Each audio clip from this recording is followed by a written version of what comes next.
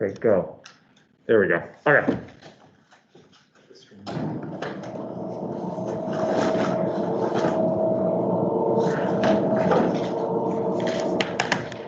So the first thing to note is that the coil is larger than the solenoid.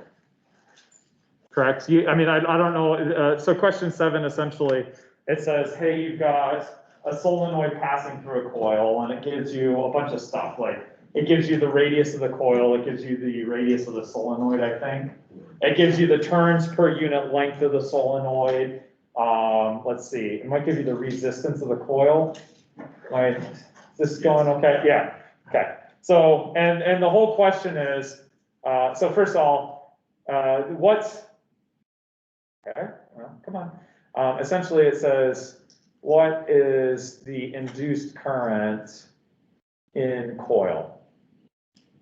That's the overarching idea. Okay. So now the first thing is that I think it's helpful to draw a picture of the situation. So the picture of the situation is this: you have some long solenoid. Okay. And in the body of the problem, I try to make a distinction between the coil of wire and the solenoid. Because the coil of wire, I think of as being finite. The solenoid, I have like this infinite wire, or infinite coil. So the solenoid is something like this, and you can think of it continuing on forever. And if you really want, you can draw little lines to represent, okay, here's the solenoid. Okay. So there's one thing. Now the second thing is that you have a coil of wire that surrounds the solenoid. Something like this.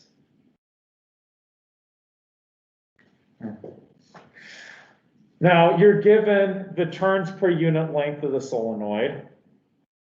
Something like, it's probably on the order of hundreds of turns per centimeter. Okay, so you're given n. I'll call it little n. And you're also given the number of loops in the coil, which I'll call big N. And so you're given little n, the turns per unit length of the solenoid. You're given big N, the number of turns in the coil. You're given, okay, I have to remember the rest of it. You're given the current running through the solenoid, correct? Yeah, you're given the current, so we'll say you're given the initial current through the solenoid, I initial solenoid.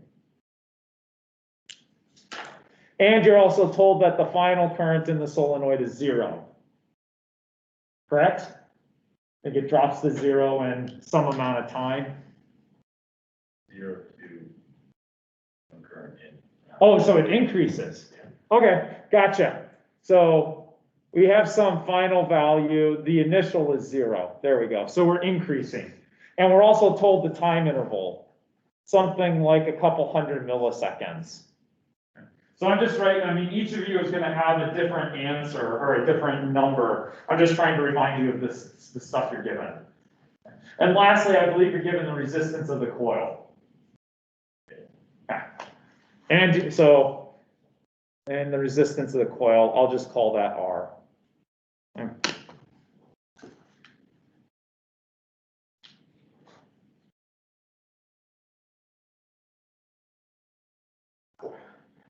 Right?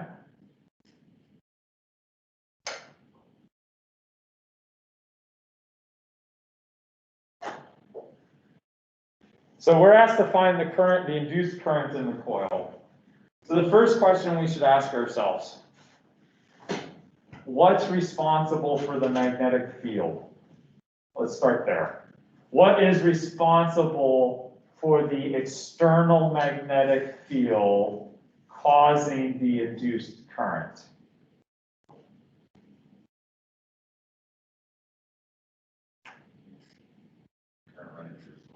The current running, the solenoid is responsible for producing the external magnetic field. So the first question we should ask ourselves is, how do I find the magnetic field of a solenoid? So the first piece that we need is number one, number one, what is the B field of a solenoid? And that one we'd have to go in,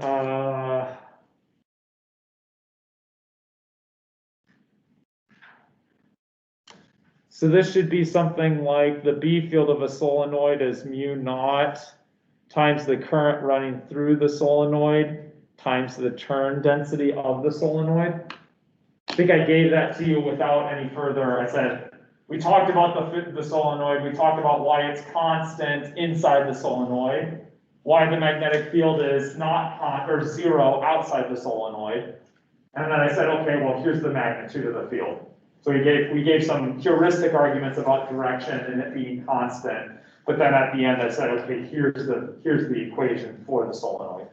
And I can't remember, I either gave it to you as little n or I gave it to you as capital N divided by L, the number of turns in the solenoid per length of the solenoid. Is that okay so far?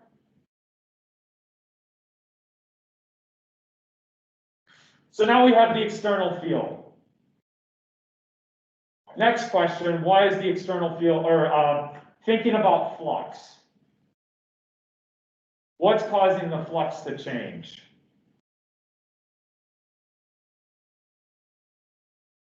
Why is the flux changing? What's causing the changing flux in this problem?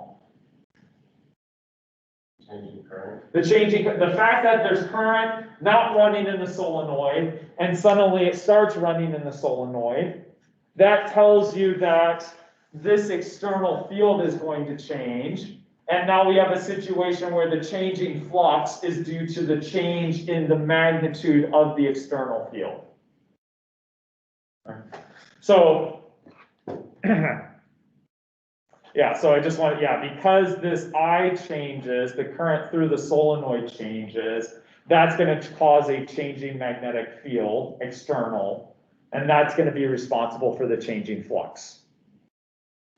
So the second question we should ask ourselves is, how do I calculate the flux? So I need to calculate the flux. What do I need to calculate here? What should I do? What's the definition of flux, maybe? Or what does flux physically tell us? Conceptually, what is it giving us? How much of a vector moves through an area? How much of a vector goes through an area? So we have something about the vector. For this case, we need the vector, the magnetic field. We need an area. So I'll put an area in. And we need cosine of theta. Next question. How does the direction of my vector and my area compare?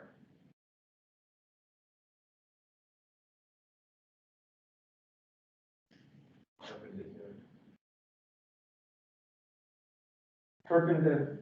90 degrees? Oh, I see.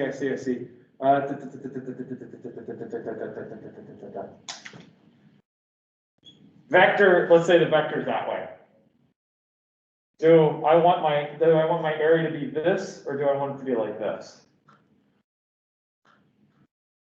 Sorry, when you say perpendicular, I think the area is located like this. Right? The area is perpendicular to the direction the vector is pointing. Is that what I want? No, I want the area to be not perpendicular, but parallel. Yeah. So sorry. Think of attaching an arrow to the area, and you want that arrow to be pointing in the same direction as the vector. So that's what we mean by parallel. Yeah. I see. I think I see what you're. Yeah. So in this case, this cosine is 0.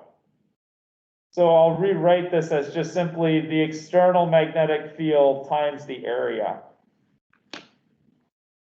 Now here's probably, you'll have to check me if I'm wrong. I assume that those of you that have attempted the problem kind of got that far. Here's the next question I have for you. which area should I use?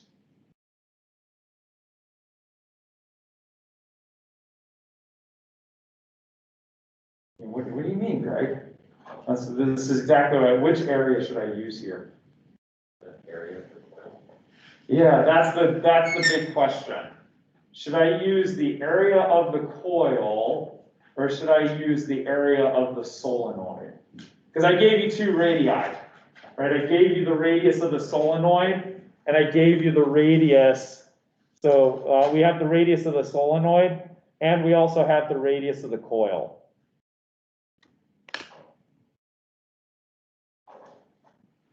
Yeah, that's why I asked. Should I use the area of the coil, or should I only use the area of the solenoid? Okay, so now we have a coil and a solenoid, so now we got a 50-50. Who are we voting off the island here?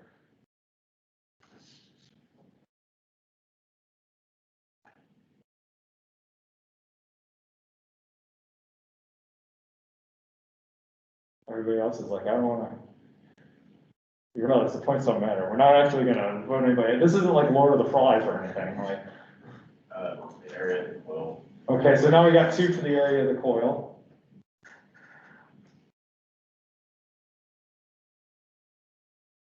Let me ask you this. Thinking about the coil, does the entire area have magnetic field lines passing through it? Survey says no. So should the entire area of the coil be used to calculate the total flux? No. Yeah. There's where the small thing is. So, or if you want to use the area of the coil, that's fine. Just realize that for most of this area up here, the magnetic field strength is 0. So if you want to use the area of the coil, then you're going to have to, like, figure out what percentage of the coil's area actually has a flux passing through it. Well, if that's the case, you could just use the area of the solenoid. So that's the place where I'm getting. Did you use the area of the coil? Yeah. Is everybody using the area of the coil? Be careful. No, you didn't. Okay. I'll double check it myself here. So the issue is that this is the area that's actually experiencing the flux. Right, we said flux is how much vectors pass through a particular area. So in this case, we have to be a little bit more careful. We can't use the full area of the coil because the full area of the coil doesn't have all of the vectors. Now I agree. If I put the solenoid outside the coil, in other words, if I made the radius of the solenoid larger than the coil's radius, then I agree you would use the area of the coil, because the entire coil gets a flux going through it. Here I made the solenoid on purpose smaller than the coil. I want you to be thinking about that area question. So yeah, right here we have to be careful. This is actually the area of the solenoid, because that is the only area that experiences a non-zero magnetic field.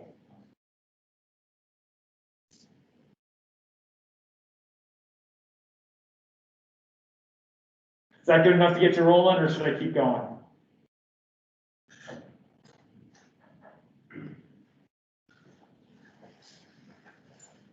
You tell me if you want to say, no, that's enough. Feel like, there's selection bias. I see one person nod like that's enough, and I'm like, okay, well that's, let's see the rest of you.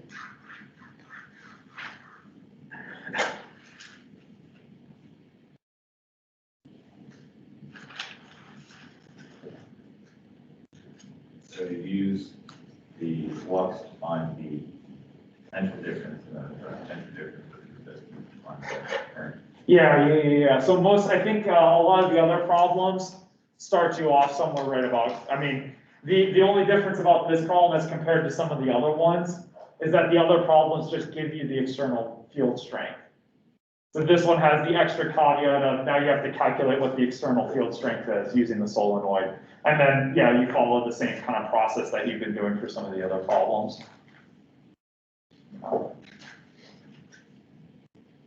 I mean, I can keep going, but yeah, you have the right idea. You find the change, you can find the EMF, and then you can get the current.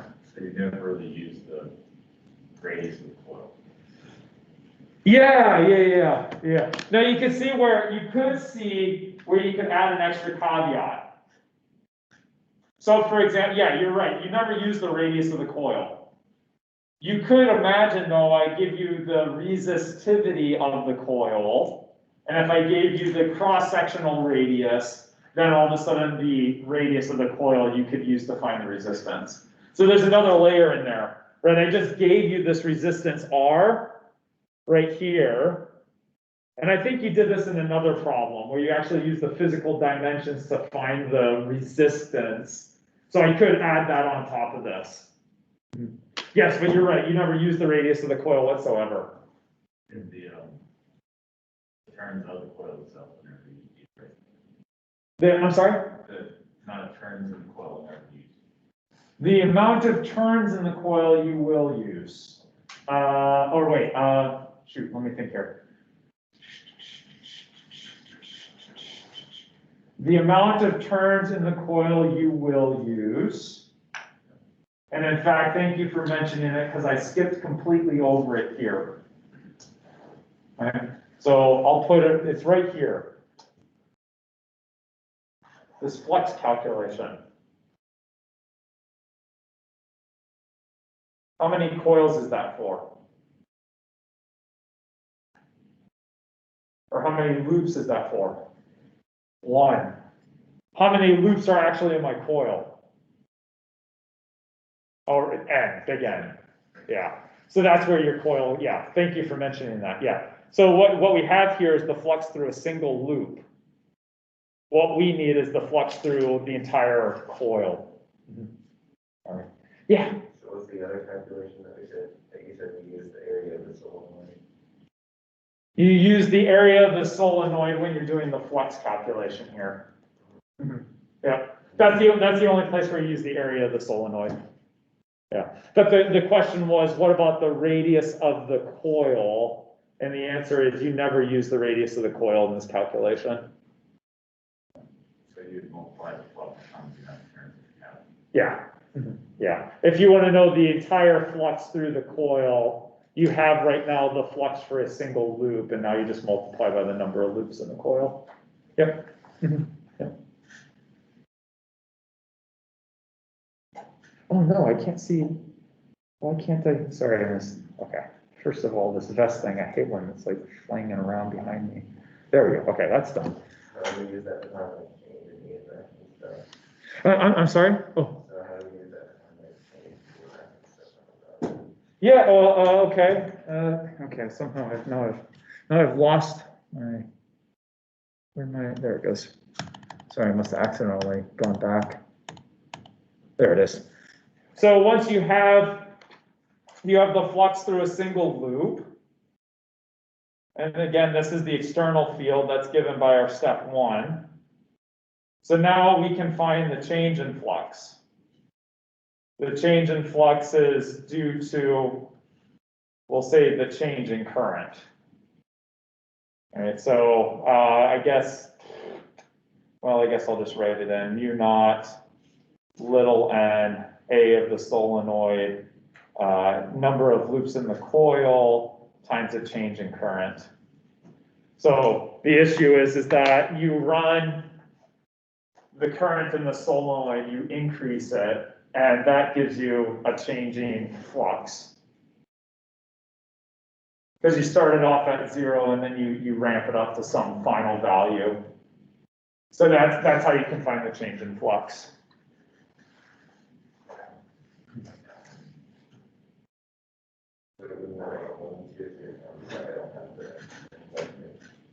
So what then the current 0 is 1 and 2 0.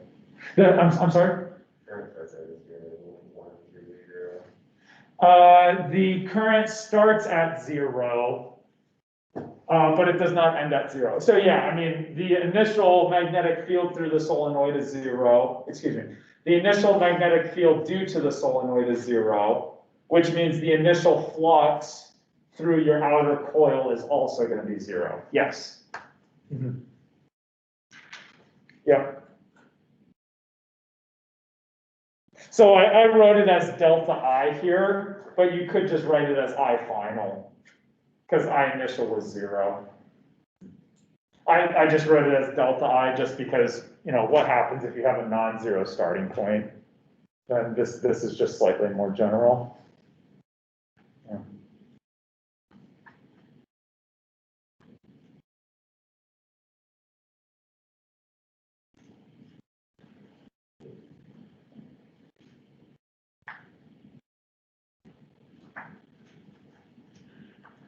And I'll double check. The only other thing I would say to be careful of is the turns on the solenoid was turns per unit centimeter. You'll want to convert that to turns per unit meter. So I'll double check to make sure that I actually did that conversion in the coding. But that's the other place. I mean, just looking at this, the main problem I usually run across is this thing right here, using the wrong area. And be careful, yes. I have zero doubt that any standardized exam would ask you something like that. Like, here, let me give you 2 radii and see if you realize what's going on. I have no idea. You'll have to come back and, didn't you take the MCAT this weekend? Who took the MCAT this weekend? Somebody was taking it. Maybe, oh, it was Emily? Okay. I was like, I know somebody stopped by the office, we were talking. Sorry, yeah, it was Emily. Told her she needed to come back and tell me how many physics questions I'm on there. I'm sorry? It's a lot. It's a lot? See, that's funny. My impression has always been it's not been that many. But if it's a lot of physics questions, then okay, rock on. I know it's less than it was like 5 or 10 years ago when they revised it. They like decreased the number of questions by like 1/3 or something.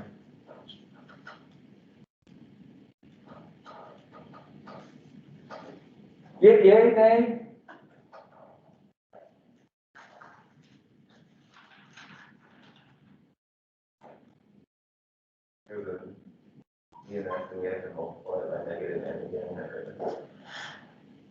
For the EMF, you shouldn't have, well, I took care of the number of loops in the coil when I was writing down the change in flux. So I don't think, you don't have to do that extra N in there. So the book puts the number of loops when you're doing the calculation for the EMF. I just took it into account right here when we're doing I just took it into account right here. Yeah.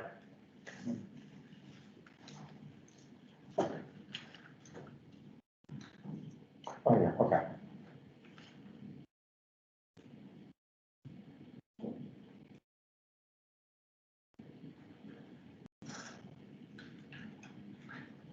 Well, let's get this spinning loop thing if you guys don't have questions. Spinning loop. Let's do a heuristic argument. And by heuristic argument, I'm going to use a computer to solve what we want to know. Okay. Let's do a spinning loop. One spinning loop coming up.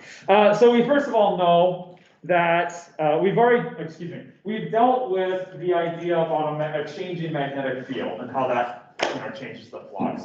We've dealt with the changing area and looked at how that changes the flux. The thing we have not dealt with is how does a changing orientation of the area with the magnetic field change the flux. Now, we talked about it heuristically on Friday. The gravy, the weekend goes fast. All right.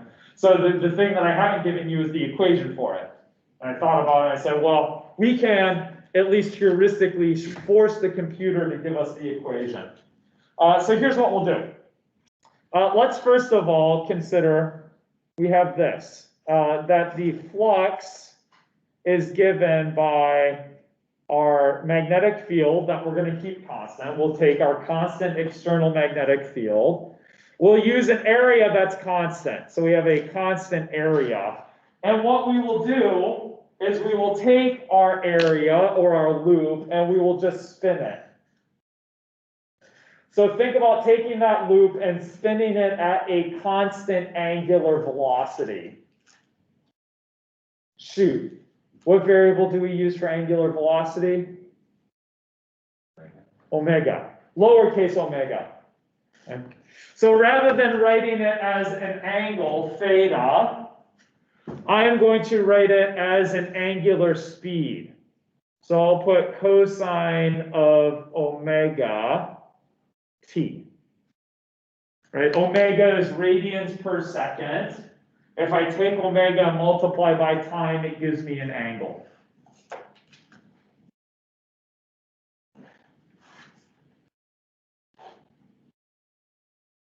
Okay? This is no particular number. This is continuation of lecture. I mean, I guess it's related to number 4. Yeah, so it's going to be related to number 4. Okay, so we have this. Now, I don't have very much to go on. What I want to do is I want to force a computer to give us an expression for the changing flux per unit time. I would like to know what the equation is, or yeah, let's say what the equation is.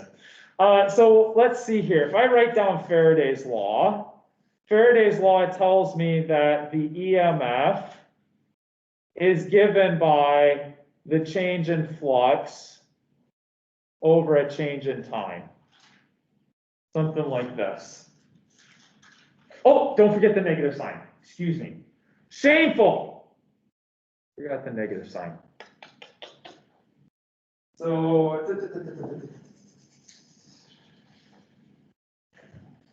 got it. Okay. I think I got it. Yeah. All right. Delta. What does delta mean again? Change in. How do we calculate delta? Final minus initial. Okay. So I'm trying to come up with some expression for this sucker. You know that delta is final minus initial. So phi final minus phi initial.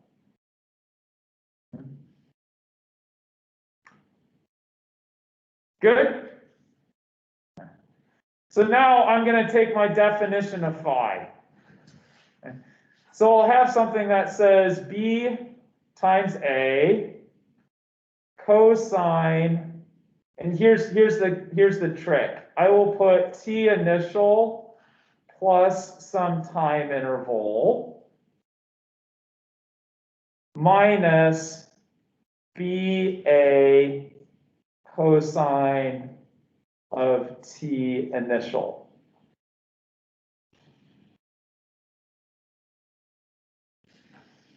All right, I'm just explicitly writing out, how do I calculate the change in? Well, one way to do it is to say that my final flux is just some small time interval after my initial. And if I take that whole rigmarole and I divide by delta t, so I'll divide both sides of this equation by delta t,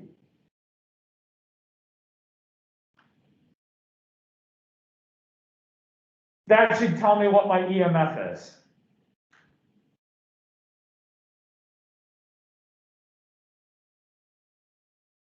Right? My change in, I guess I have a negative sign in here. I'll put the negative sign in just to be careful. Negative. So the question is, what does this function look like? And that's where I'm going to force a computer to do it for us. So I need to specify a couple things. We'll have to specify what the magnetic field strength is. We'll have to specify what the area of the loop is. We'll have to specify our initial time, and we'll have to specify what our time steps are. If I specify those 4 things, then we should be able to use this expression to calculate out the EMF.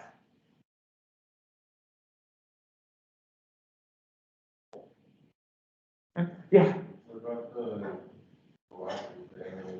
Oh, a nutser! Oh, you should yell at me. Oh, cover your eye. Oh my goodness, cover your eyes.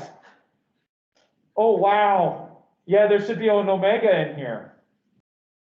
Oh, cover your, the horror. Wow. Yeah, absolutely. We should have the omega in there. Oh, good gravy. Man, I am sorry for scarring your adulthood. I mean, I did it last class too. I wrote a vector sign. I wrote a vector is equal to a scalar. Oh, they started freaking out. Yeah, thank you. So, yeah, so that's the expression I want to program in. Let's do it. I mean, I could give you what the results are. You might know what the results are if you've been in something, this little funky math class. It's called calculus, but I'm not going to do that. So if you've been in funky little math class, then you probably already know where this is going. But if you haven't been, I'm just going to show you that you can get it. Okay, so here we go. Yeah, let's just force this handy dandy. It seems like a shame to have such a nice spiffy computer and to not use it to make our lives easier. So yeah, let's just do this. What I'm going to do is let's just force the computer to do our work for us. So let's see. I said that we needed a couple different things. I said we needed a magnetic field, we needed an area. Ben reminded me that I needed an omega. We need an initial time, and we said that we need a time step. So I'll just LT. Is that large enough for you, Jenny? You make that bigger? Is it going to let me make it bigger? Okay. How about view? Zoom. 200%. Because everybody knows that Zoom is better. I don't know if you agree. Okay, here we go. So first thing I want to do, let's go ahead and calculate an initial flux. Okay, so I'm gonna put let's call flux I. Let's call it flux naught to maintain. So what's the initial flux? The initial flux should be, let's put in some parameters here. Let's just make our lives easy for a second. I'm just choosing arbitrary values. I pray that these values work out, but usually I just start off with ones to make our lives easy. Okay. Okay, so our initial flux. We said that flux is defined by the magnetic field strength, which we have stored as $B, $1. We said that we multiply by our area, which is $B, $2. And we have to multiply it by cosine of omega, which I put $B, $3, times our initial time, which I put as B4.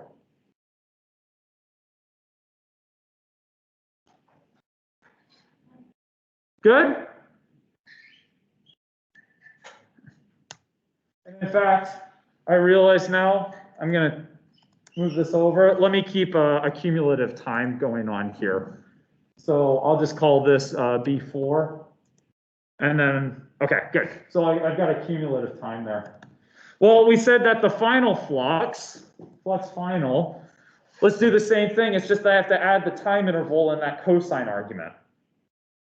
So we got $B, $1 times $B, $2 times cosine of $B, $3 times the initial time, which I put as, let's see, D2.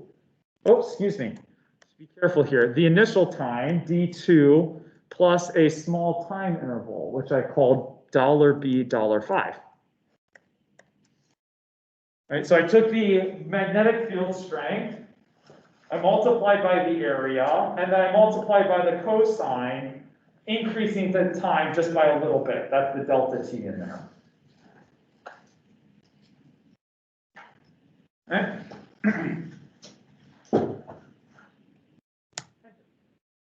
So we see just a small time step later, we started off with the area parallel to the magnetic field. A small time step later, the area has rotated just a little bit.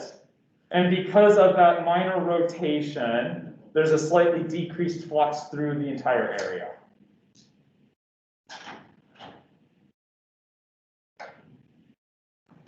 Good so far?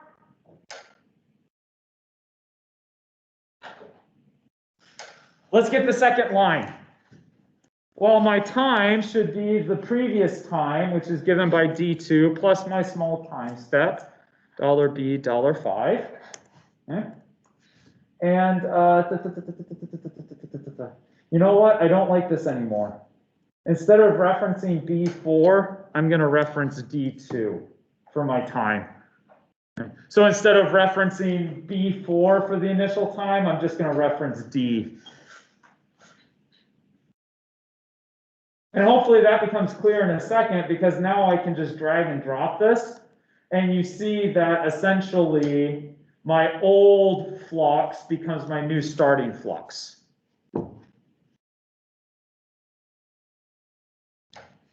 And the same thing, I should just be able to drag and drop this now.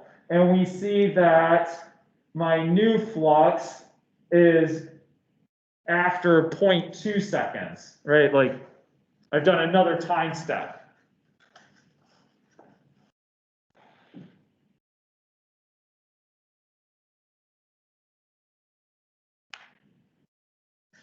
So I've got the initial flux, I've got the final flux.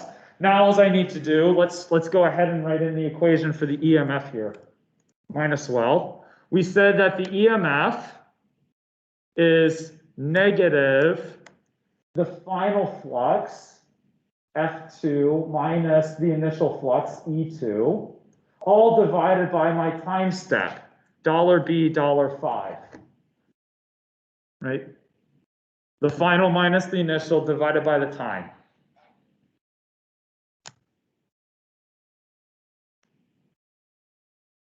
Oh, I hope this works out. How long do you want to go for? Because now we've got everything set up. Now we just force the computer to do all of our work. Okay. Let's see. I will drag you along for this adventure. Hi-ho. Hi-ho. Okay. Let's see here. It seems like, is this 100 seconds? That seems like long enough. All right. It's probably way more than we needed. That's okay. Here, we'll just make this smaller. There, now it's only 10 seconds. All right, just make the time step smaller and then it's okay. Okay, so the big question at the end of the day, we got the initial flux. The question is, what does the EMF look like? Hopefully I did this right. We'll find out. So here's where we force the computer to do it for us. I will plot those 2 points. D is the time, G is the EMF. So let's just take a look-see here. Please, please, please. Oh! Order has been restored. What does that look like?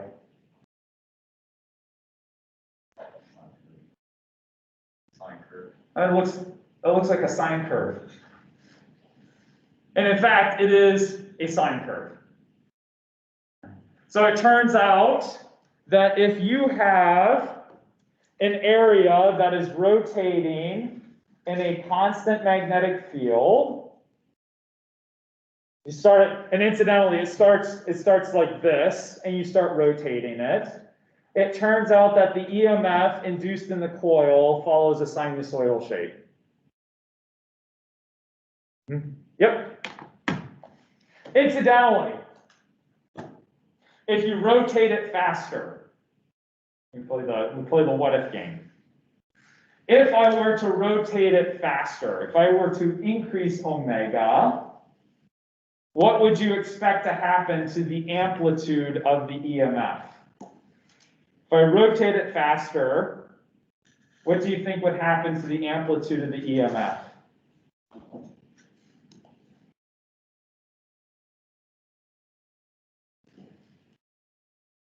If I rotate it faster, does the flux change more quickly or less quickly?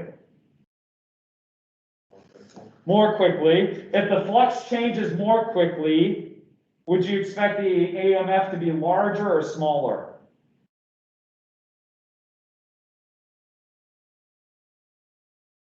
Larger. Remember, the EMF is tied to how quickly the flux changes. If the flux changes fast, that means the EMF changes fast.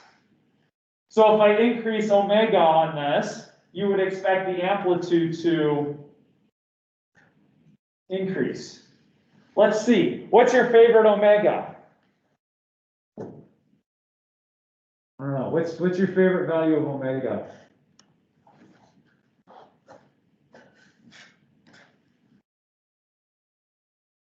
Come on, you don't have a favorite value of omega? Don't tell me 0. 0 doesn't work. Well, 0 does work.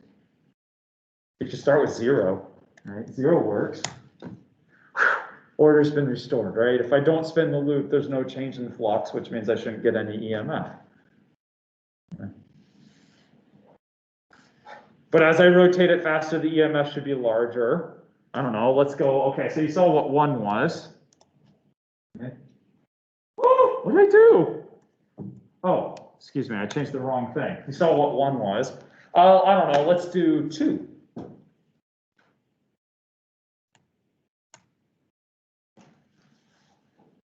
Yeah, whoa, what happened? 2 things happened, actually.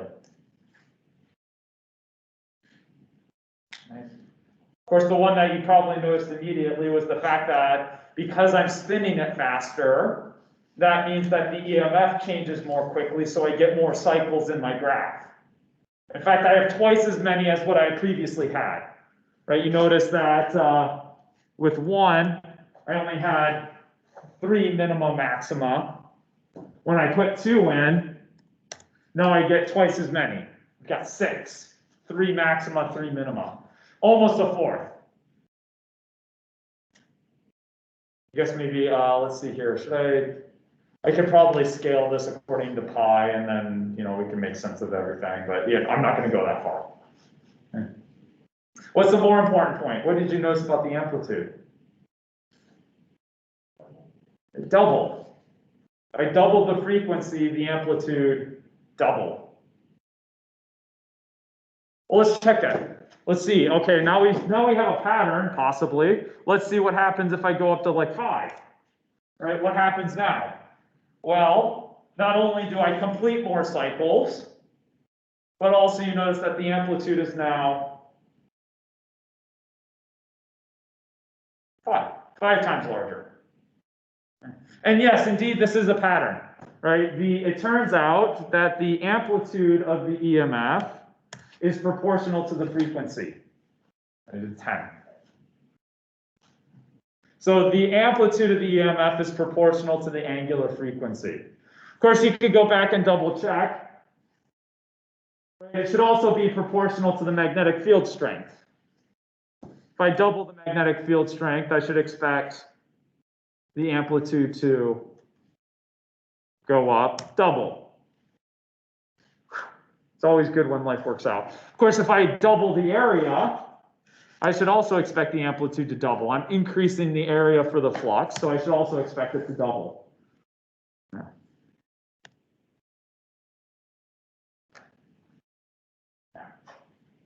Questions so far?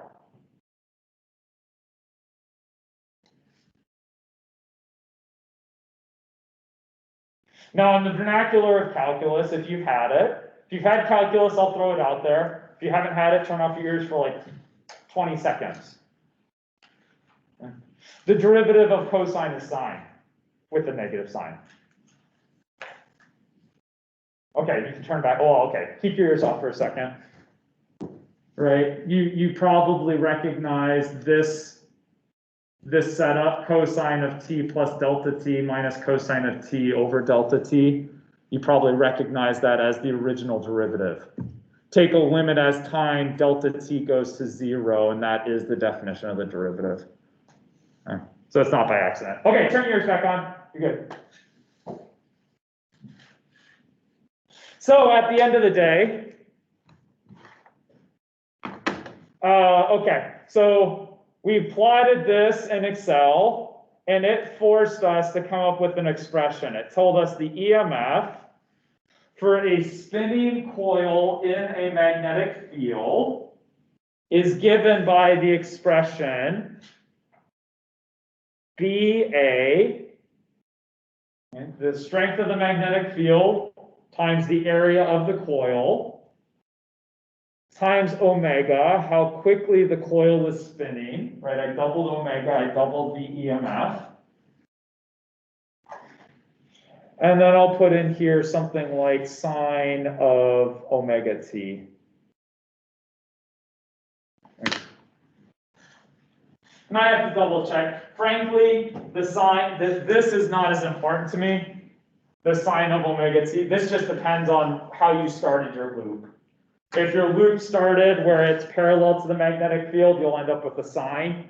If it ended up, started out perpendicular to the magnetic field, then this would end up being a cosine. And, this is not as important. Like, what is important to realize is, okay, it's periodic, sinusoidal, that's the general shape, and that the amplitude depends on these things. It's proportional to the area of the magnetic field and how quickly you spin the loop. And that's all I have to say about that. Yeah? Are you gonna have to be in certain units of radian? Yeah, that's a good question. Has to be in radians per second. Yeah. So yes, that is a great question. Omega needs to be in radians per second. And yeah, you could also check that if you, oh shoot, but degrees are a silent unit. Yeah, radians per second, please.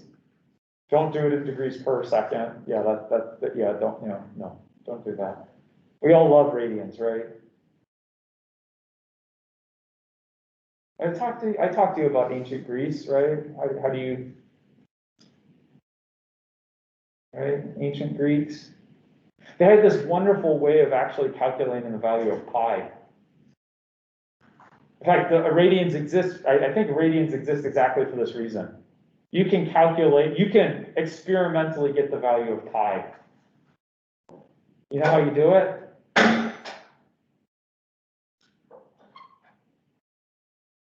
Yeah, it's actually fairly simple. I mean, the ancient Greeks could do it, right? You take a circular object, right? You wrap a string around it, okay? And I measure the length of that string between my two fingers, right? That length is otherwise known as the circumference, right? I just wrap a string around a circle. I pin the two ends. I unstretch the string. Now I have the circumference of the circle. Number one. Number two, I take my measurement device and I find the widest width across the circle, otherwise known as the diameter, right? And it's miraculous. If I do this measurement, I get one value. If I do this measurement, I get a second value. And if I take this measurement and divide by that measurement, I always end up with the same number. And the better that I can take this measurement and that measurement, the more precise the division between the two. Right? And it's amazing because it doesn't matter what size circle I do it for. I try it for a small circle like this, I get the same number. I do it for a big circle like that pillar, I get the same number. I do it for this little marker, I get the same number. It seems like this number is very important in nature. No? That number being pi, right? You work off the opposite. You know that the circumference is pi d. So if I take pi d and divide by d, of course, I'm going to end up with pi. The ancient Greeks were working the other way, right? They're measuring the circumference manually, the diameter manually, and found that the ratio of those two is always the same number. And so they associate, if you only do half a circumference, then you get half of this miraculous number. Right, or if you do, yeah, so like that's kind of where radians come in, 2 pi. It's not 2 pi radians is in a full circle. That's kind of where that's coming from. Of course, the ancient Greeks had a problem. They didn't believe in irrational numbers. Irrational whole numbers. What are whole numbers again?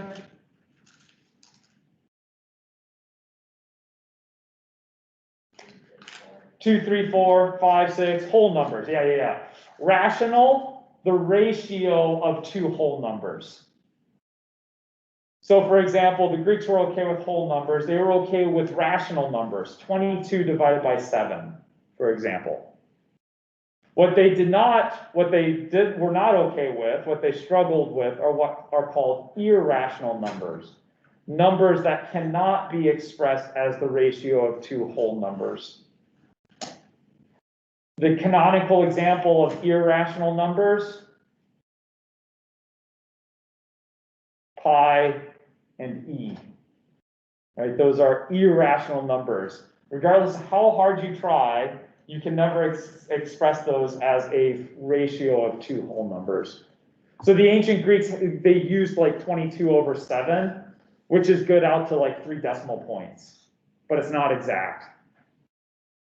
So that was the thing they struggled with, is they couldn't get their mind around, no, irrational numbers also exist. Numbers that can't be expressed as the ratio of two whole numbers. No? Just ringing a bell? Rational, irrational? They have this problem of squaring the circle. Is there a circle that has this, excuse me, let me go the other way. Given a circle, what square has the same area as the circle? And it's called squaring the circle. The issue is that if you don't believe in irrational numbers, you'll realize very quickly that you can never possibly square a circle. Because there's no rational number that I can get for the side length of a square to give me the same area as a circle. Because you can't multiply rational numbers and get an irrational number. That's not possible. So you can't square a circle. And so they struggle with that problem. Of course, there's also negative numbers and 0 and that kind of thing. There's some other issues in there. Could you imagine doing adding with Roman numerals? XII plus V. I guess that one's easy.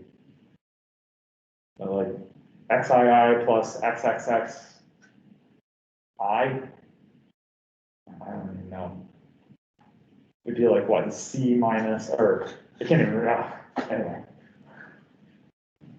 No, like V plus I is X, or is IX. Like, who came up with this system?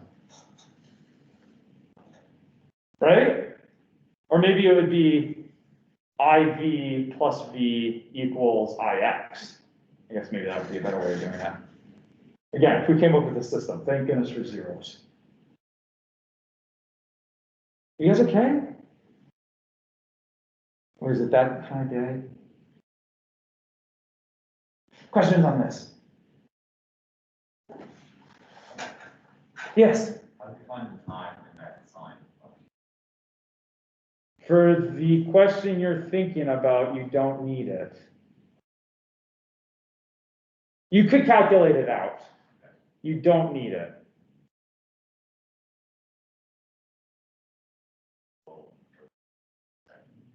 Well, I believe the question asks you for the maximum EMF. Yeah. So the question is, when is sine at its maximum? So if you wanted to calculate out the time, you could. I'm just saying you don't need to. Yeah. Yeah. If I asked you if I said like, hey, when is it 50%? Or, like I would have to, I would either have to give you a time or, give you some more information if, yeah. Yep. Other questions? Yes. How about RL circuits? I think there's a question about that. Is it on this homework? I thought or is that on the inductor's homework? No, there's one on this one. There's one on this homework with the RL circuit? Man, nuts. Okay. I'll strip that problem off. I'll just set the weight equal to 0. If there's an RL circuits problem, I'll just set the weight equal to 0 for this one. A resistor and charged inductor are placed in series. How many time constants for the current to reach like this percentage of maximum value? I'll set the weight to that one to be 0. So we'll skip it for this homework assignment so that you can submit everything else. But yeah, just skip that problem. Because that leads into the other discussion that we haven't had yet. Maybe we'll use Excel for that one too. Yeah, maybe I'll do Excel for that one too. Yes. And then number 5 says, I give instant the current runs through an inductor at a current is an increasing rate. Well, shoot. Okay, so what happened was inductor homework only has 2 questions, which is a repeat. which tells me what I did was I took the inductor homework and merged it with the magnetic inductance homework, is what happened. Okay, so do you want it due tonight or do you want me to push it back a week? I can make it due tonight and strip out those 3 problems, or I could push it back a week and just keep the whole set. Okay, let's keep the whole set and I'll just push the homework that's supposed to be due tonight, I'll just push it back a week. All right. That'll give us enough time to cover the inductors and that'll cover those other 3 questions. Oh. Yes. What does that mean for the other? I'll get rid of the other one altogether. So the next homework assignment that is due April 5th right now, no longer like.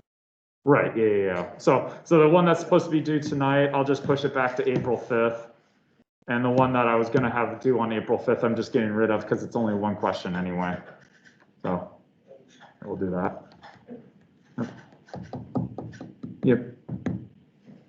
I better do that now, otherwise I will forget about it. Dr. Robinson, just to clarify, there is 1 homework due tonight, but it's just the 2 that we had. One of them is being pushed back, right? The one that's due tonight is getting pushed back to April 5th. The second one that you're thinking about will disappear completely. So the inductors one is going to disappear and the magnetic induction is going to be pushed back to next Monday. All right, thank you. Yep, and I'm taking care of that right now. Wow, you guys are really good. Good gravy, there's 5 of you that have looked at this already. Well, shoot. What we're gonna do is I'm just gonna hide this. I think I can hide this. So you can no longer access this. Boom. Save and return to course. So you can't access it. Now I just have to hide it. So that those prying eyes of yours, I know you guys just, like you leave something open, you guys just look at everything. In fact, yeah, there we go. All right. Yeah. And I'll get it moved off later. Okay, other questions? Okay.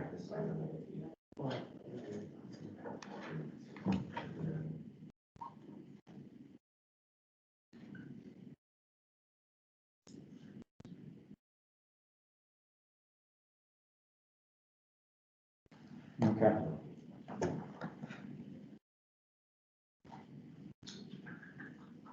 Okay. So that's all I have to say about magnetic induction, right? In terms of fluxes and all that kind of jazz. The one piece that the homework's dealing with and that I failed to appreciate in terms of the magnetic induction inductor stuff is that we still have to talk about, for lack of a better term, I'll call it self-inductance. Okay? Now, the issue is that we have a solenoid. We've talked about a solenoid, a coil of wire. The question is, how does a changing current in the top half of the solenoid affect the bottom half of the solenoid? So you don't actually need 2 separate coils of wire. You can actually do an inductance on yourself from a different portion of the wire. So that's where I'm going to start with on Wednesday, is that we will talk about how does a solenoid actually store the magnetic field energy. I told you inductors store the magnetic field just like capacitors store the electric field. Armed with Faraday's law, we now have an idea about how inductors, I believe Ben used the phrase, store current. You now have an idea about how an inductor, quote unquote, stores current. If an inductor has a current running through it, and the current suddenly drops, Faraday's law tells you that it will try to continue driving the current. If you have a solenoid, and the current is 0 and suddenly starts up, Faraday's law tells you that that solenoid will say, hang on a second, I don't like that.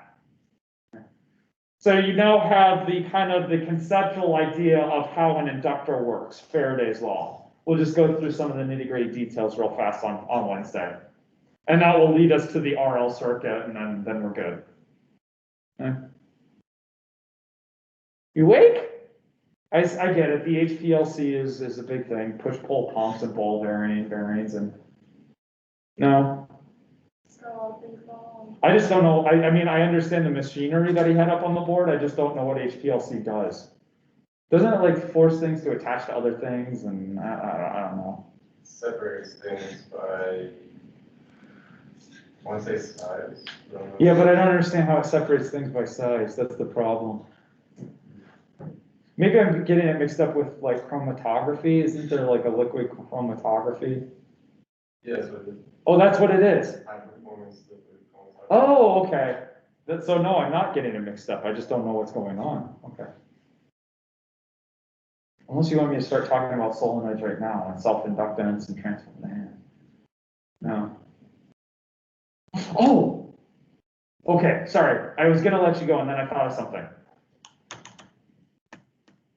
Since you asked a question, and I know I talked about this with, I think it was with Cassie at some point.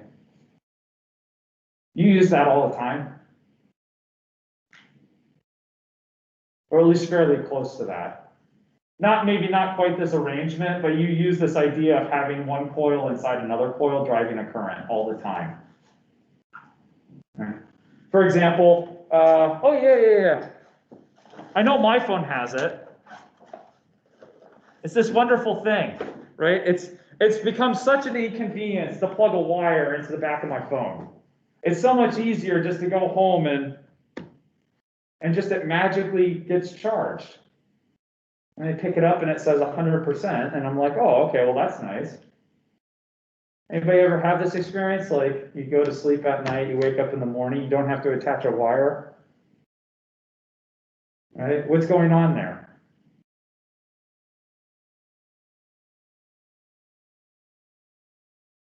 You notice that, like right here, you notice there's not actually a wire connecting the solenoid to the coil. Right? All that's happening is you're driving a changing current in the solenoid, and that drives a current in the coil. Same thing's happening here, like with a wireless cell phone charger. It's not a solenoid, but it's the same idea. What happens is, in your cell phone, there's some coil of wire. In the cell phone charger, there's some coil of wire. And in your cell phone, in the charger base, it runs some current back and forth. It produces a magnetic field. And so long as your cell phone is close enough to that magnetic field, then it induces a current in your cell phone. And that current is used to charge the battery. Without having to do an electrical contact, right? You don't have to attach wires between the two. Same thing, anybody have a nice toothbrush? Like one of those like fancy Oral-B, brush 1000 bubble mouth purifier thing. Not the ones where you replace the batteries, right? But rather the ones that wireless, I mean, I got one at home. I don't know if you guys, it's hard for me to tell with everybody's mask on, right? Like, oh. But you know what I'm talking about, right? Toothbrush dies, you pull out the base, you put the base in the wall, and you stick the toothbrush on top. Little pedestal in the bottom of the toothbrush base, same idea though, right? You have the pedestal, and then there's like this little circular cylinder that you put the toothbrush on. Guess what's inside that little pedestal in the cylinder? A coil of wire. Guess what's on the bottom side of your toothbrush inside? Coil of wire. When you set the toothbrush on top of the pedestal, you nest the coil of wire inside the other coil of wire. You drive current in this one, it causes current in this one. That charges your toothbrush without any electrical contact. So a lot of this wireless charging technology that you run into is just using the magnetic field. The magnetic field running in one coil, the magnetic field due to current running in one coil, inducing a current in a second coil that's close by. Unfortunately, that's also why you can't just I don't know about you, I have a wireless charger for my cell phone up in my office, but if I don't get it just right, it won't charge. You have to get those things really close together. In fact, the cell phone case, my OtterBox Defender, which protects against kids, also does not allow me to wirelessly charge very easily. Okay, so it's not only about, you have to get it right position, but it's also the distance. Anyway, yeah, if I don't get it close enough, like right on top, it just doesn't see the magnetic field. Hey, thanks for your attention. I'll see you Wednesday. Get out of here. No?